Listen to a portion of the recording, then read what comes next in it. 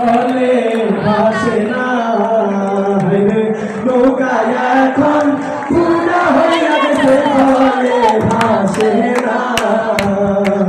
নৌকা লইয়া পড়েছি ভীষণ দা